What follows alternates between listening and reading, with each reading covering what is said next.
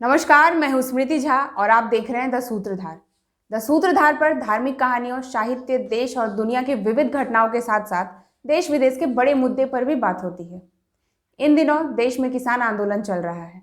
जिन कृषि कानूनों को वापस लिए जाने की मांग हो रही है, उस पर हम पहले ही बात कर चुके हैं।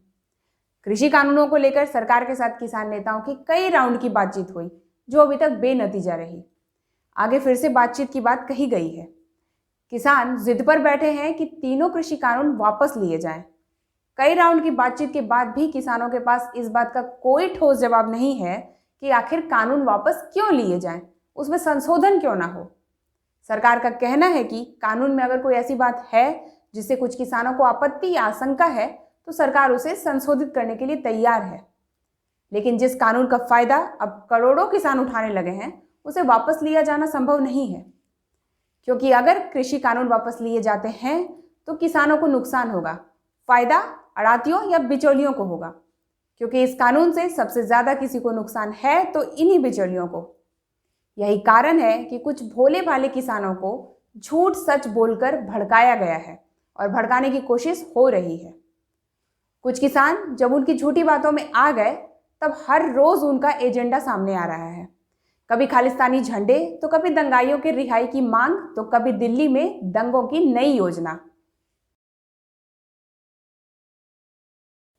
सरकार और किसानों के बीच बातचीत के बेनतीजा रहने का सबसे बड़ा कारण यही है कि किसान के जो प्रतिनिधि बातचीत में शामिल हैं, वो सिर्फ इतना चाहते हैं कि किसी तरह तीनों एक्ट वापस लिए जाएं। उन्हें इस बात से कोई मतलब ही नहीं है कि बिल किसानों के पक्ष में है या नहीं।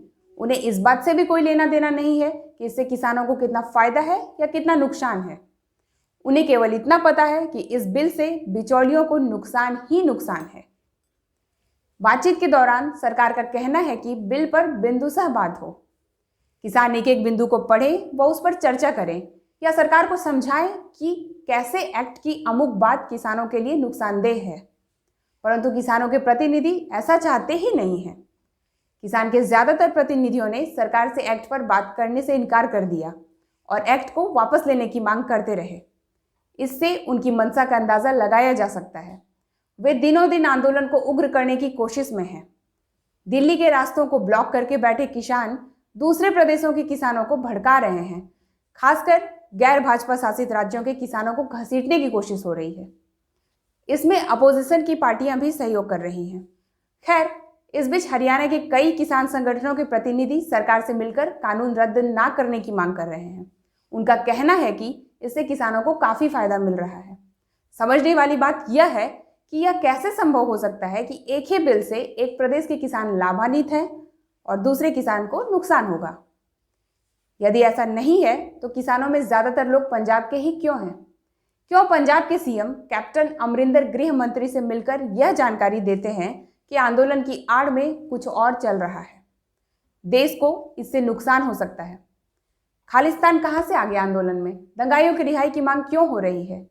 हिंदुओं और उनकी औरतों को गाली क्यों दी जा रही है? कितने किसान नेताओं ने इन घटनाओं की निंदा की और खुद को अलग किया?